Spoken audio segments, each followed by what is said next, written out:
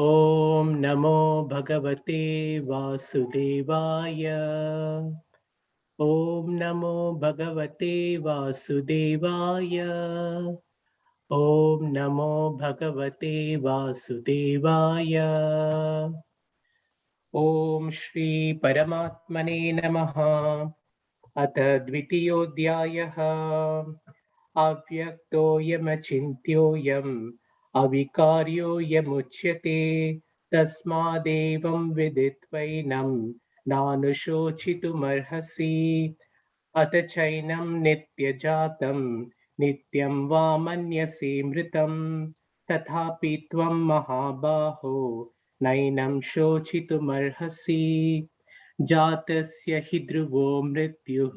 Hare Krishna, Prabhu. Yes. Sorry, Prabhu. We do one verse at a time, and then Mataji will do the English translation. Oh, okay, fine. Okay, right, no problem. Thank you, Prabhu. Okay, thanks. So, Shall I begin with 25 then? Yes, please. If you could start again. Okay. Sorry for that. Avyaktoyamachintyoyam avikaryoyamuchyate tasmadevam viditvainam nanushochitumarhasi. Text 25. It is said that the soul is invisible, inconceivable, and immutable. Knowing this, you should not grieve for the body. Text 26.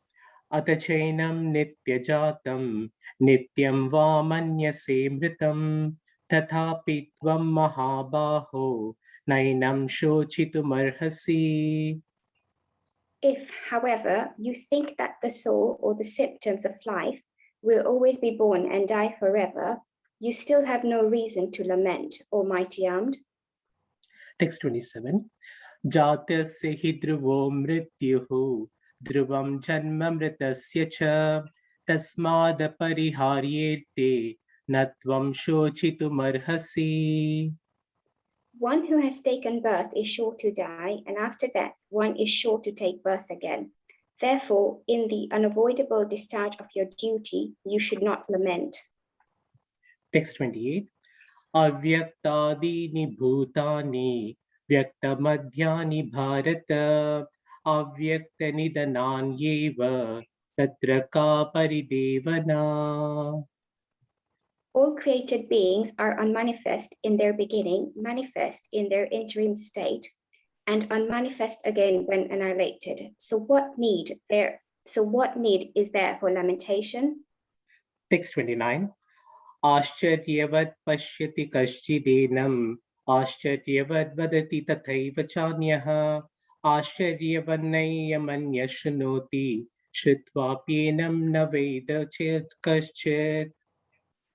Some look on the soul as amazing, some describe him as amazing, and some hear of him as amazing, while others, even after hearing about him, cannot understand him at all.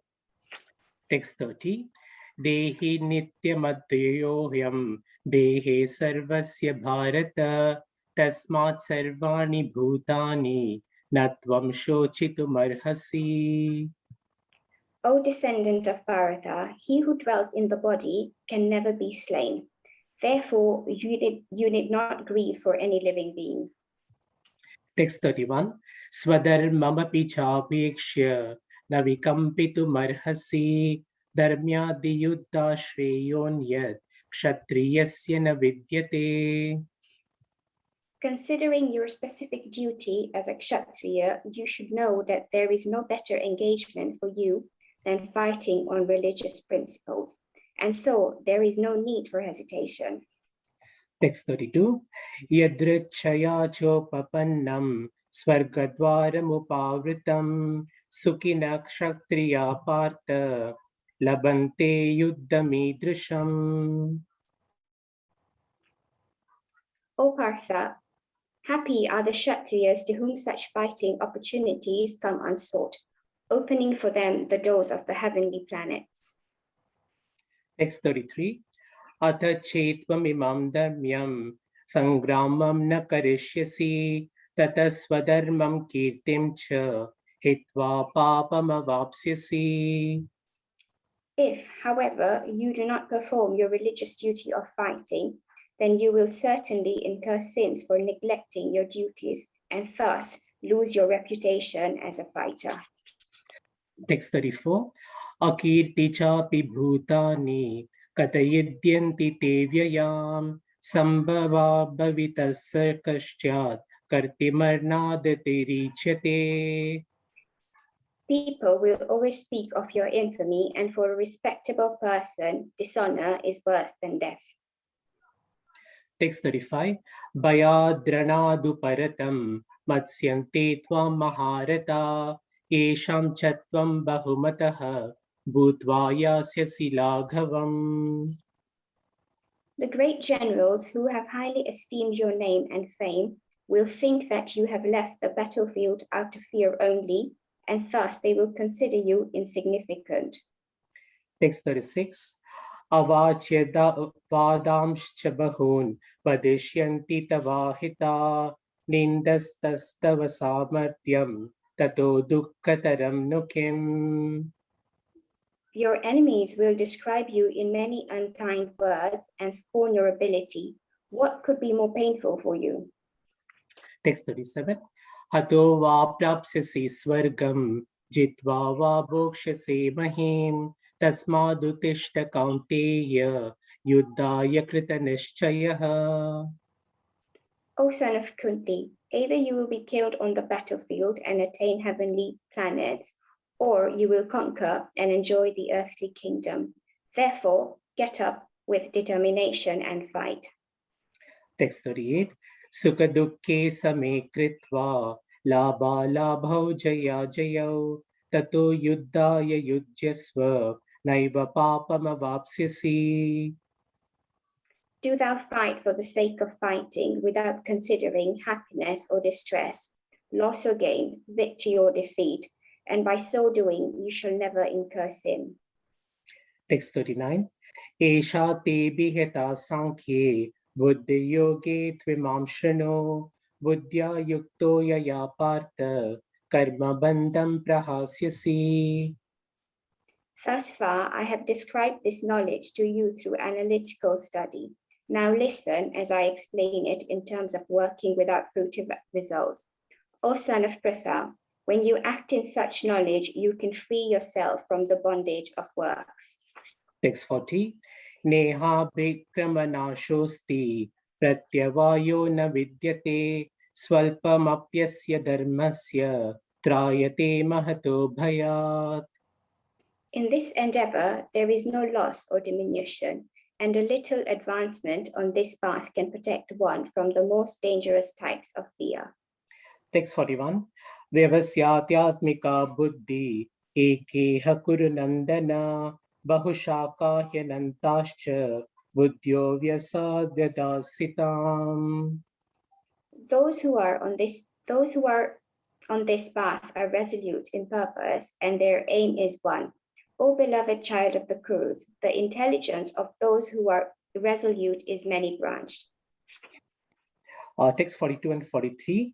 Yami mam pushpitam vacham pravadantya vishritah vedavadarata partha nanyadastiti vadimaha kamatmana swargapara janma karma falapradam vishavishesha bahunam vogaishvarya gatim prati.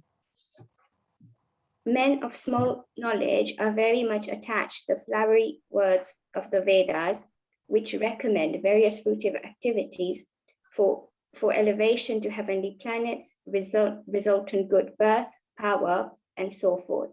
Being desirous of sense gratification and opulent life, they say that there is nothing more than this. Text 44. Vogaishvarya prasaktanam taya pahrita chetasam vyavasatmatmika buddhi samadauda vidiyate. In the minds of those who are too attached to sense enjoyment and material opulence, and who are bewildered by such things, the resolute determination for devotional service to the Supreme Lord does not take place. Text 45. Traigunya vishaya veda nishay punyo bhavarjuna Nirdvandvo Nitya Sattvastu Niryogakshema Atmavan. The Vedas deal mainly with the subject of the three modes of material nature. O Arjuna, become transcendental to these three modes. Be free from all dualities and from all anxieties for gain and safety, and be established in the self. Text 46. Yavanartha udapane sarvata samplutodake tavan sarveshu vedeshu brahmanaskasya vijanataha. All purposes served by a small well can at once be served by a great reservoir of water. Similarly, all the purposes of the Vedas can be served to one who knows the purpose behind them. Text 47. Karmanyevadikaraste ma phaleshu kadachana ma karma phala heturbhu ma te sangostva karmani. You have a right to perform your prescribed duty, but you are not entitled to the fruits of action. Never consider yourself the cause of the results of your activities, and never be attached to not doing your duty. Text 48. Yogastha kuru karmani sangam tyaktva dhananjaya siddhya siddhyau samo bhutva samatvam yoga uchyate. Perform your duty equipoised, O Arjuna, abandoning all attachment to success or failure. Such equanimity is called yoga. Hare Krishna. Hare Krishna. Thank you so much, Prabhu and Mataji. That was a very beautifully done recitation. Thoroughly enjoyed reciting with both of you. It was really nice. Thank you. Okay, great. So I'm just going to share my screen. And today we'll be discussing text 42 and 43 together. Yam imam pushpitam vacham pravadanti avipaschita vedavatārata partha nanyad ashtiti vadina kamatmana swargapara janma karma phala pradam kriya vishesha bahulam bhoga aishwarya gatim prati. Translation and purport by His Divine Grace A.C. Bhaktivedanta Swami Srila Prabhupada ki jai. Men of small knowledge are very much attached to the flowery words of the Vedas, which recommend various fruitive activities for elevation to heavenly planets, resultant good birth, power, and so forth. Being desirous of sense gratification and opulent life, they say that there is nothing more than this. Purport. People in general are not very intelligent, and due to their ignorance, they are most attached to the fruitive activities recommended in the Karma Kanda portions of the Vedas. They do not want anything more than sense gratificatory proposals for enjoying life in heaven, where wine and women are available and material opulence is very common. In the Vedas, many sacrifices are recommended for elevation to the heavenly planet, especially the Jyotisma sacrifices. In fact, it is stated that anyone desiring elevation to heavenly planets must perform these sacrifices, and men with a poor fund of knowledge think that this is the whole purpose of the Vedic wisdom. It is very difficult for such an experienced person to be situated in the determined action of a Krishna consciousness. As fools are attached to the flowers of poisonous trees without knowing the results of such attractions, unenlightened men are similarly attracted by such heavenly opulence and sense enjoyment thereof. In the Karmakanda section of the Vedas, it is said, Apama Soma Amrita, Bhuma and Akshayam, He Vahi Chaturmasya, Yagna Sukritam Bhavati.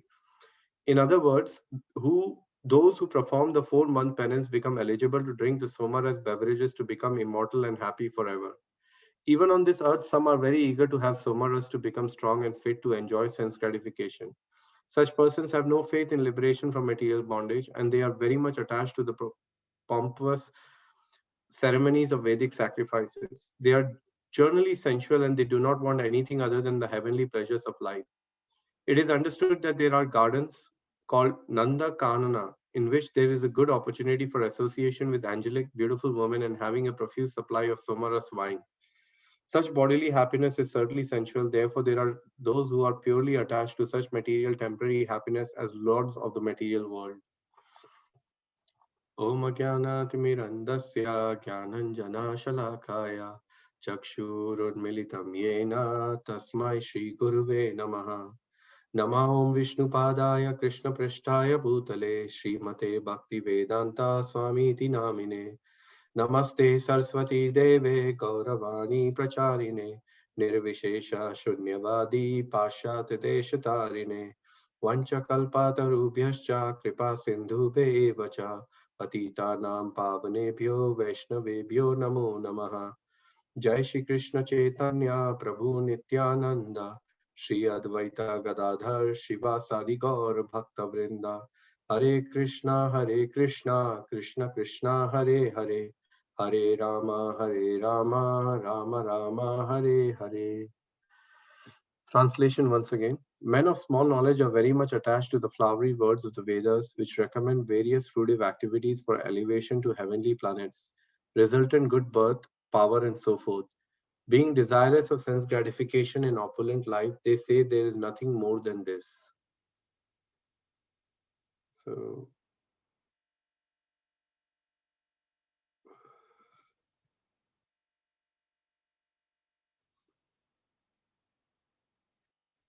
okay, so hopefully you can see my screen. So this is the link between the previous text to these two texts, especially 2.42, the first part of the two texts we read. So in the text 2.42, for the first time, Krishna is mentioning that the Vedas to Arjuna. He tells to give up his karma kanda mentality or the idea of using the Vedas for many sacrifices aimed at pleasing various demigods to gain temporary fruits and benedictions such as sons, health, power, wealth, longevity, a bountiful harvest, or heavenly pleasures. It should be noted that in the previous section, Krishna encouraged Arjuna to fight by appealing to some mentality in Arjuna that he now condemns. Although previously encouraging Arjuna to fight to obtain heaven, Krishna now speaks on a higher level, the level of Buddhi Yoga. So very interesting connection here is being established by our acharyas, that so far Krishna is telling him that if you fight and gain victory over your kingsmen, you will attain heavenly planets.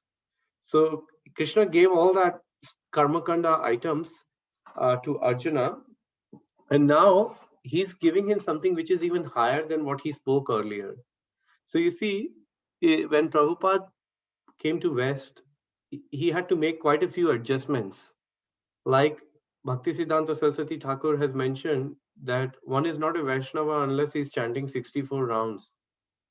However, Srila Prabhupada made that adjustment knowing what is more uh, the audience is able to do. So he made it quite, what is the word? He made it quite personalized to the circumstances. So one has to preach considering time, place, and circumstances. And Acharya is one who can actually make those alterations because he has that empowerment to do so.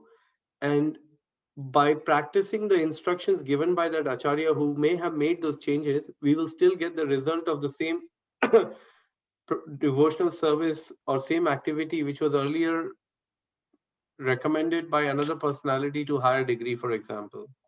So here we see, it should not be noted that in the previous Krishna encouraged Arjuna to fight by appealing. So when Prabhupada came to the West, he gradually raised the consciousness of the followers or the students he was getting. He knew what their level was.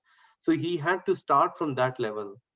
So similarly, Krishna started with Arjuna at a level where he was able to relate in order to make him feel that, okay, what all he could get. But now, as Bhagavad Gita is gradually progressing, Krishna is also progressing with the understanding of the knowledge and trying to raise the consciousness of Arjuna from a lower platform to a transcendental platform. So for the first time here, Krishna is now talking about the Buddhi Yoga. This is the link between the previous verse and this verse. So the common theme across these verses from text 42 to 46 is all about Buddhi Yoga versus Karma Kanda, that how this process of Buddhi Yoga is far better than Karma Kanda. And what is the purpose of the comparison we did? To sharpen Arjuna's intelligence and to avoid his attempt to renounce.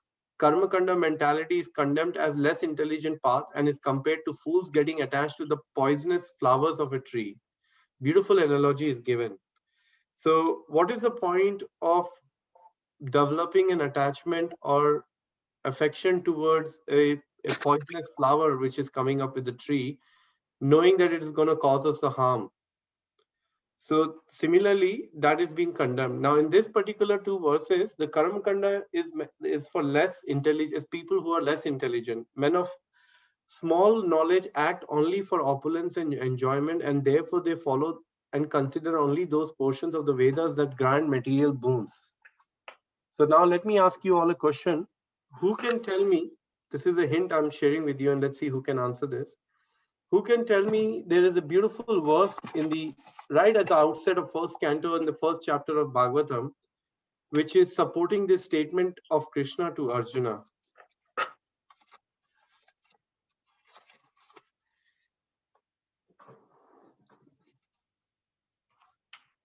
It's the first canto, first chapter. Anyone?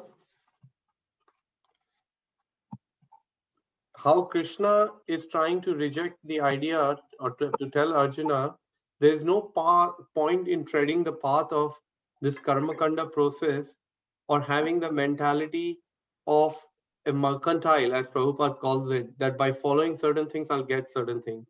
And that same mentality has been refuted right at the outset of Srimad Bhagavatam.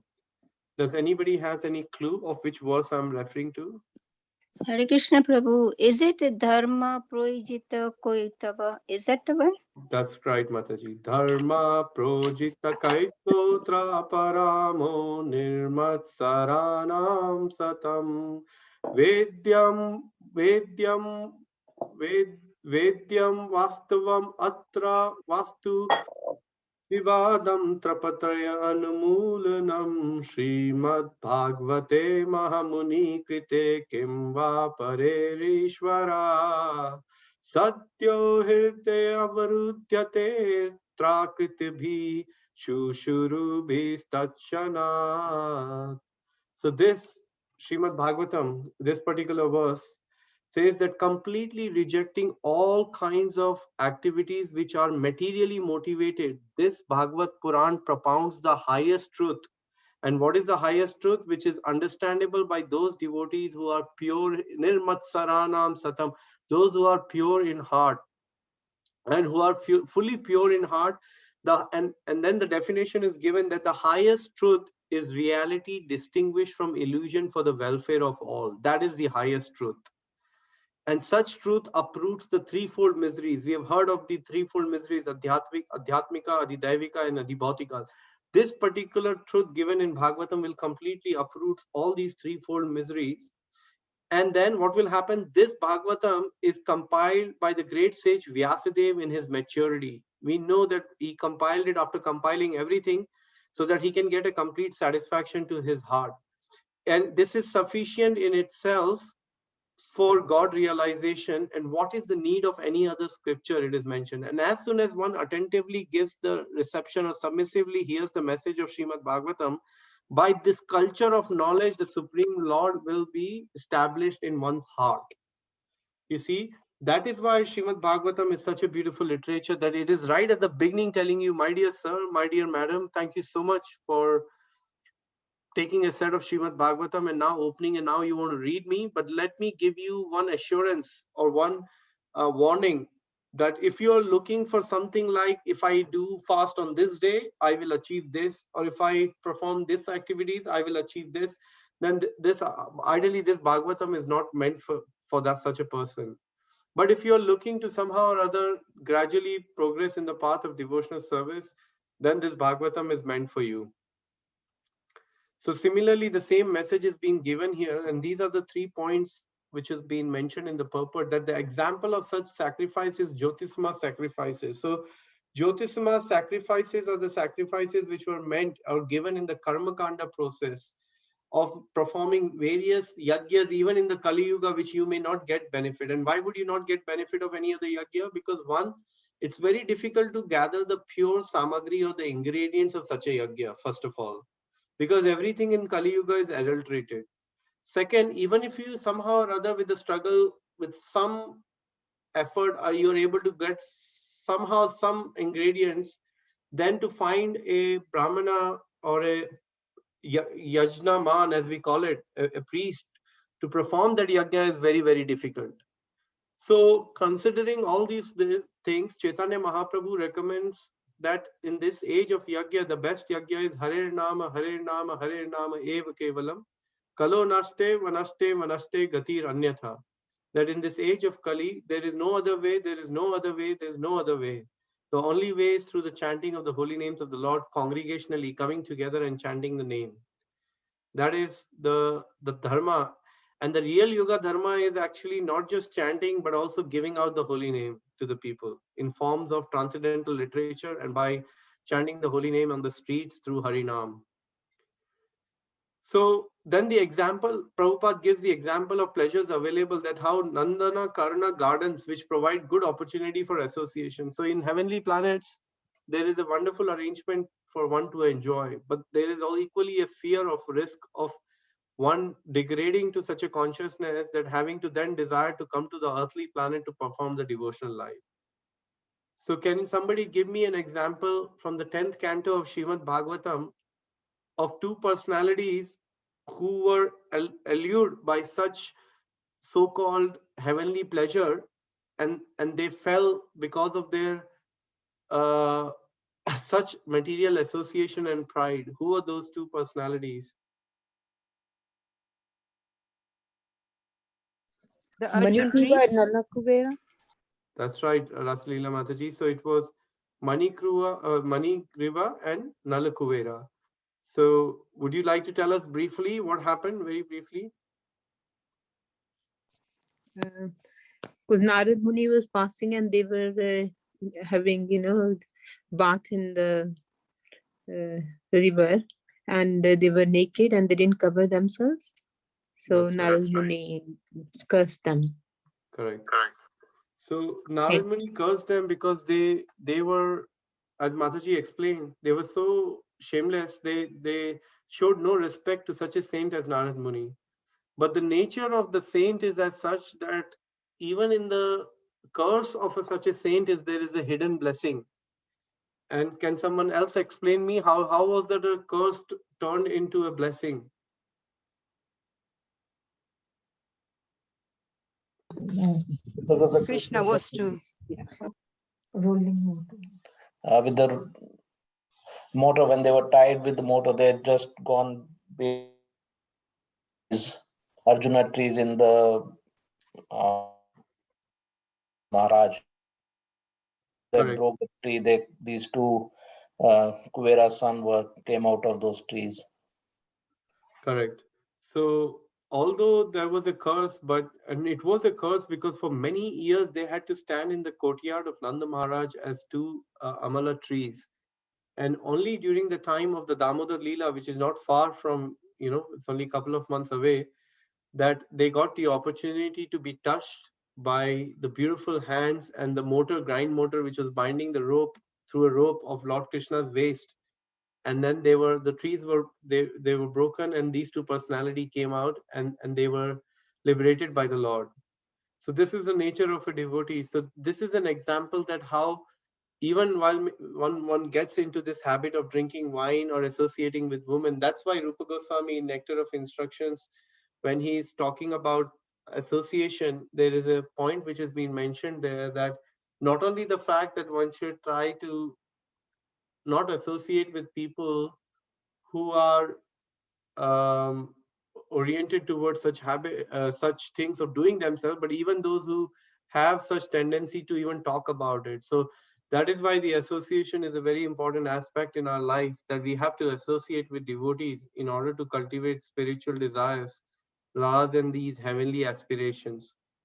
Finally, Prabhupada gives an analogy that as fools are attached to the flowers of a poisonous tree, unintelligent men are attached to the heavenly opulence and enjoyment. So you see, it becomes very difficult for us when such allurements are present, but through the help of literatures like Bhagavad Gita, Srimad Bhagavatam, and the association of devotees, one can gradually develop some desire and some sense of understanding that my real happiness does not lie in these allurements or in these things, but it lies in practicing Krishna consciousness in the association of the devotees. So, and that will come when we try to accept this process of Krishna consciousness by chanting the Hare Krishna Mahamantra, by reading the scriptures, and by actively taking part in some service which can gradually help us to overcome these anarthas. But more importantly, being receptive to transcendental vibration which is coming from Srimad Bhagavatam. That's why Bhagavatam mentions right at the beginning in the first canto, Shanvatam Swakatha Krishna Punya Shavana Nishevanat. Hridaya Anthastha Bhadrani Vidu. I'm forgetting the last line. Does anybody remember the last line of this verse? Vidu noti shuhit satam. Thank you so much, Mataji. Vidu noti surit satam. Mataji, would you like to give us an approximate translation of this verse? I am trying to. I'm not so good at that, Prabhu. I got it, Mataji. No problem. I found it. So the translation, I wanted to make sure I say the correct translation. So Shri Krishna, Supreme Personality of Godhead, whose Paramatma is in everyone's heart, and the benefactor of truthful devotees, he cleanses the desire for material enjoyment from the heart of the devotee who has developed the urge to hear his message, which are in themselves virtuous when properly heard and chanted. This is Sutta Goswami speaking to the sages of Naimisharanya. What a beautiful verse. Maybe, would you like to repeat after me? Let's see if we can try this exercise. I know it's going to be noisy, but let's give it a go. Shunvatam Swakatha Krishna. Punya Punya Shavana Kirtanat. Amanam Kirtanaha. Hridaya Anthastohiya Bhadrani. Pastyatohiya Bhadrani. Vidu Noti Surit Satam. Vidunoti Shruti Shatam. Satam. I'll repeat the translation. Thank you, everybody. You can mute yourself again. So the translation is such a beautiful verse and so very appropriate to the verse of Bhagavad Gita today. Shri Krishna, the Supreme Personality of Godhead, whose Paramatma, super soul in everyone's heart as the benefactor of the truthful devotee. Look how nice it is. Shri Krishna, the Supreme Personality of Godhead, whose Paramatma, super soul in everyone's heart and the benefactor of the truthful devotee, cleanses the desire for material attachment from the heart of the devotee who has developed the urge to hear his message, which are in themselves virtuous when properly heard and chanted. So this is the way to keep ourselves away from those kind of desires, to follow the karma kanda process. But rather, if we take to the association of devotees and hear Bhagavatam and read Srimad Bhagavatam and Bhagavad Gita, then we will develop spiritual desires. That is why Prabhupada used to say, he said in a lecture, that if you hang around with drunkards, then you will soon start drinking. But if you hang around with the devotees, you'll start practicing devotional service. So and it is all to do with the association. Today we were reading Bhagavatam 9th Canto, the pastimes of Lord Ram, with my daughter and my wife, and we were discussing that and then later on I watched an episode with my daughter. She wanted to watch Ramayana, so I watched an episode, and in that we were seeing the pastime of how Kaikai, who was the mother of Bharat, got contaminated through the association of Manthara. And just because of that, her whole mind completely changed 360 degree. She used to consider Lord Ram as more than her own son Bharat actually. But just by taking the association of the Manthara for a very short time, her mind completely changed, and then immediately you could see, that whole thing created such a different dimension. Of course, one can see that this was the plan of the Lord, but even for the plan to happen, there needs to be some lesson for us, and the lesson is that if we associate with our mind, which is like Manthara, who's telling us to constantly enjoy, then unfortunately the result is not going to be great.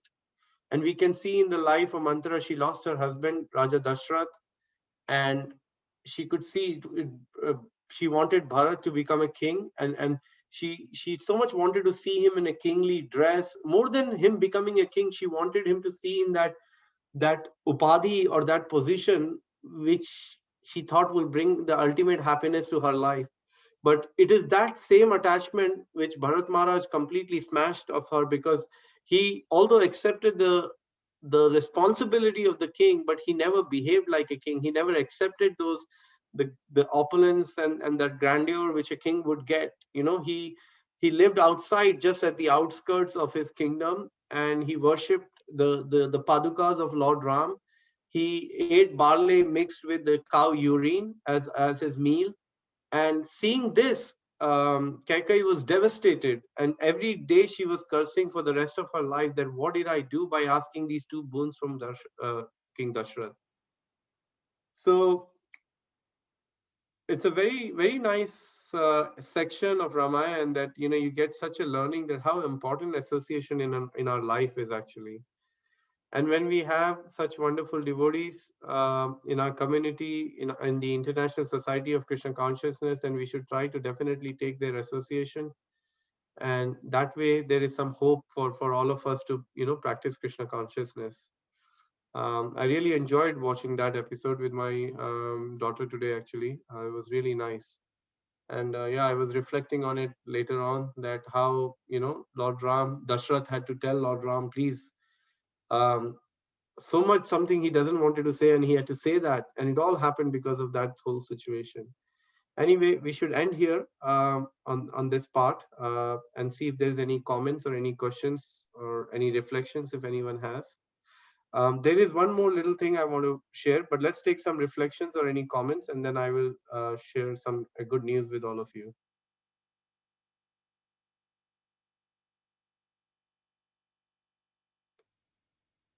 Hare Krishna, Prabhuji. Hare Krishna, Mataji. Hare Krishna.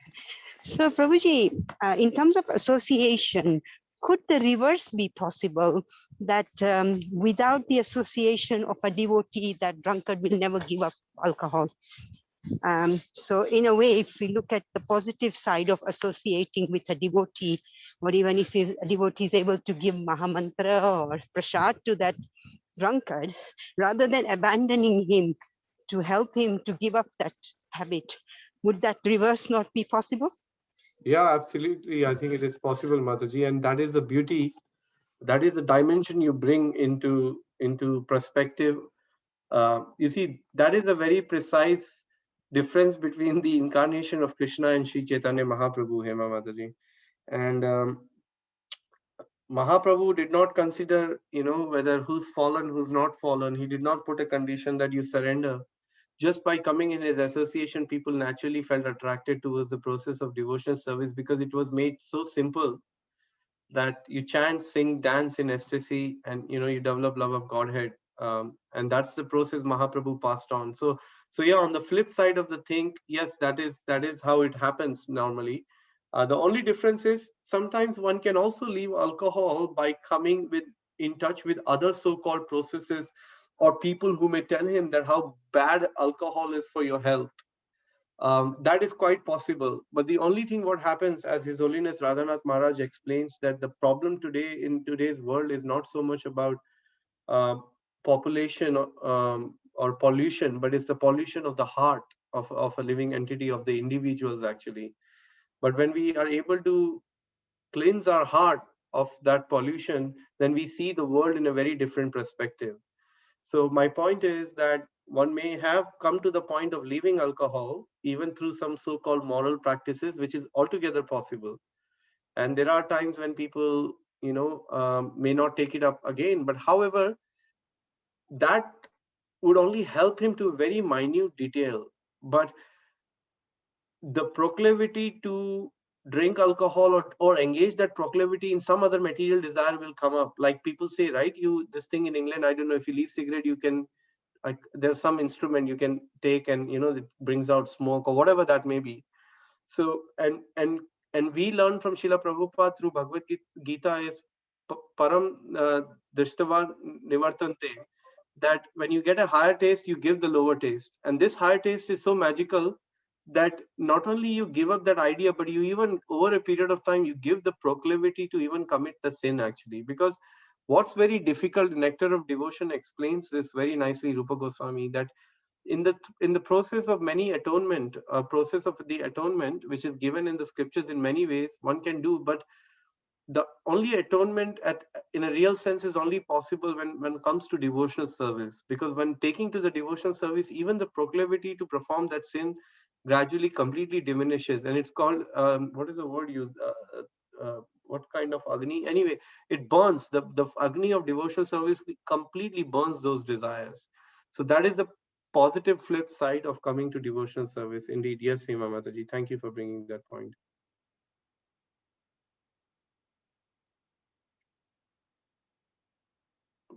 Was there any other comments or reflections? Are the Vedic rituals or yagana totally undermined here, but aren't they important at all? Thank you for asking this beautiful question. So the question is not so much about undermined, but to give you an example, so this, I'm trying to remember this, which canto of Srimad Bhagavatam is. I think it's the second or the third. No, yeah, sixth canto of Srimad Bhagavatam.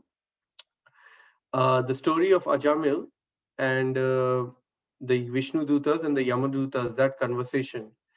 When Sukdev Goswami begins the recitation of this beautiful section of Srimad Bhagavatam, Parikshit Maharaj, the reason he brings this story, Sukdev Goswami, is because Parikshit Maharaj has asked a question at the end of the fifth canto, where he heard the descriptions of so many hellish planets. He asked the question that, my dear sir, or my dear Sukdev Goswami ji, how can one overcome this whole idea of going to hell? What is the best kind of atonement? And then Sukdev Goswami gave some answer, which was a temporary. Can anybody? I'm trying to remember what Sukdev. So Sukdev Goswami initially told him that if you do, I don't precise. Maybe somebody else can add on this. I can't remember the point, but he came to the point after giving that. Sukdev Goswami, Parikshit Maharaj answered, what is the point of doing an atonement or doing some kind of a ritual? Okay, I did an atonement and I again engage. So Prabhupada gives an example. You go to the church on a Sunday and you beg for forgiveness for your sins, and again you start the sinful activities from Monday. So that is like bathing of an elephant, Prabhupada compares. Like you go, elephant goes, takes bath in the water, and he comes and then he throws sands all over his body. So that kind of cleaning process is not very helpful. So bringing this point in perspective is that these Vedic rituals are there. Sorry, I'll just mute everybody. So the Vedic rituals are very much there to help one gradually come to the elevate or create some pious piety or some pious credits in their account. So they can gradually then lead us to the devotional, to the association of the devotee.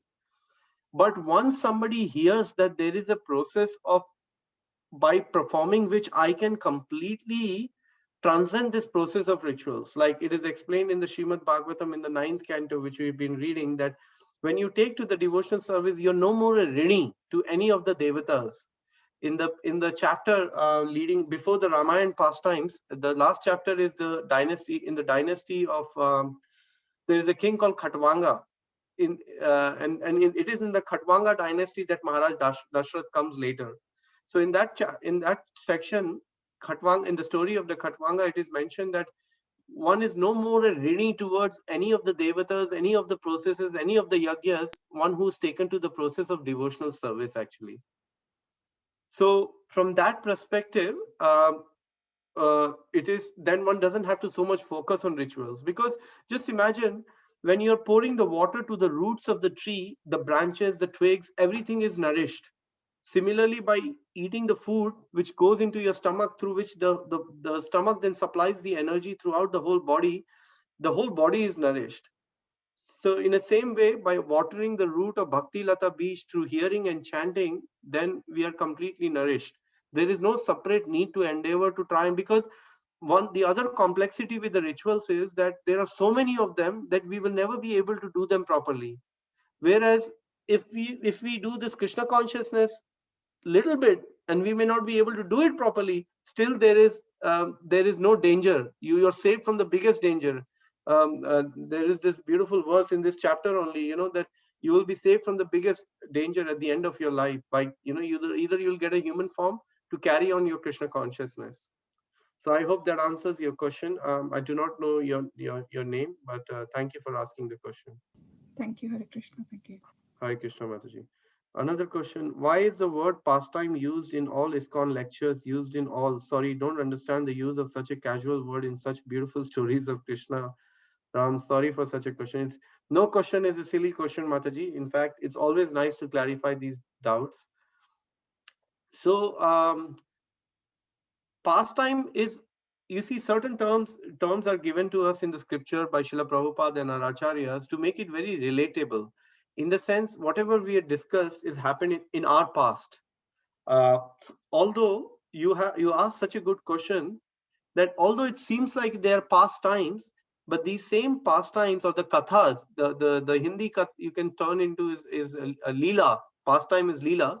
These leelas are eternally going on. So right now, Lord Krishna is there performing some activities in some other universe. Lord Ram's activities are going on in some other universe. So the best justification is to use the word leela, but when it comes to English, trying to do it in English, it's just simply called pastimes because they took place previously. And we are able to relate them more.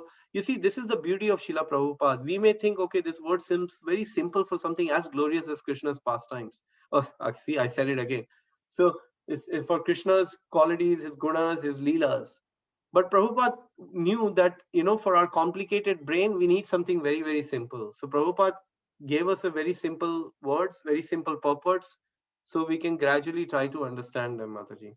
So that is my simple answer to your question, Mataji. Thank you so much. Thank you. Thank you. Yes, Katha is more appropriate. Whatever inspires you, Mataji, you can say Katha, Leela. Thank you, Bharti Mataji, for your encouragement. Any other comments or questions anybody has? Oh yeah, sorry, let me share what I wanted to share with all of you, since all of you have been very patient and been with me here. So can you see my screen?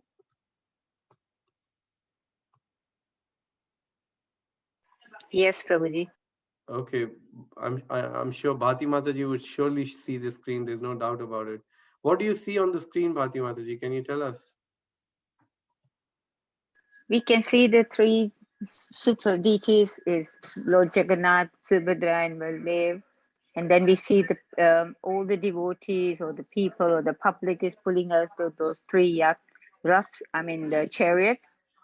Yes. And teaching of Queen Kunti, 1-day marathon. That's what it says at Trafalgar Square. This is what you explained last week, isn't it? That yes, Mataji. Distributing the 10 books target. Correct.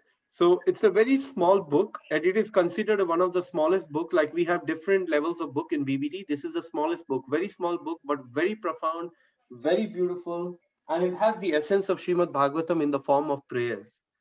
And these prayers are very appropriate for an occasion like Jagannath Rath Yatra. And from this month, we celebrate a book of the month, where we request the devotees to please read at least one page. These are our goals. These are our goals, to read one page of prayers of Queen Kunti every day. If you do not have book, I'll share the link on which you can order on the Idea Seeds website.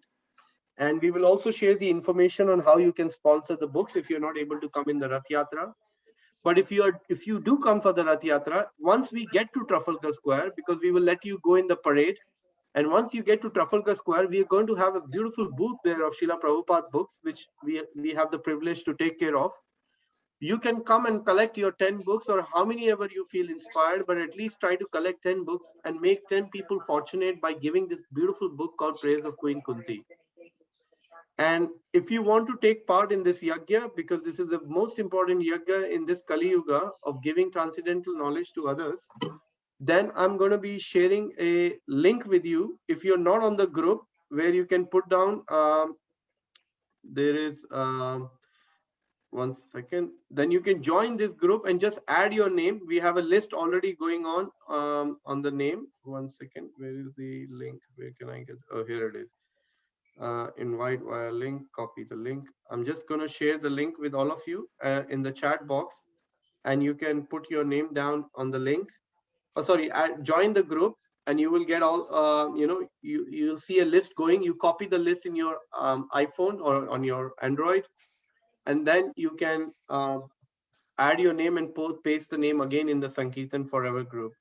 So I'm just going to share that with you all, that link. So please join this group to take part in this wonderful opportunity in Rath Yatra by pleasing Lord Jagannath. Because we go to Rath Yatra to pray for Lord Jagannath for ourselves and enjoy a beautiful festival, because such a nice thing to do. But imagine if we could also just add this dimension of sharing Krishna consciousness with others. How pleased would Lord Jagannath be? That was the whole idea of Srila Prabhupada bringing the Rath Yatra to the Western world on the street, so that people can see the Lord. And when they come to see the Lord, they're so happy, and they get some teachings, like teachings of Queen Kunti. They take it home, they read, and their life is perfect. So please take part in this. It's a very small effort on 1 day marathon of Rath Yatra. Okay, as can't access the WhatsApp direct from here, Hare Krishna. Okay, I'll share the link of the Sankirtan Forever group with all of you right now, because I'm speaking in that context. So it's much easier for me to do it. One moment. Yeah, I'll send the link shortly. So please take part, join this link if you haven't joined the link yet, and you will see a list going there. You can add your name to the list. And be part of this small effort, and please Srila Prabhupada and Lord Jagannath, Baladev, Subhadra. We have 2 more minutes. After that, I have a quick meeting after this with devotees discussing about Srimad Bhagavatam and other things. So please let me know if you have any other comments or questions.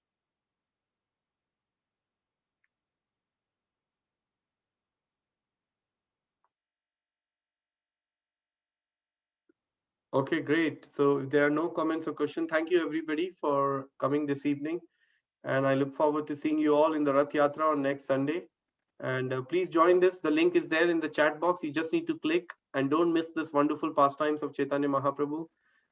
One is very privileged if you get any opportunity to take part in these wonderful pastimes, because you will progress in Krishna consciousness very, very fast.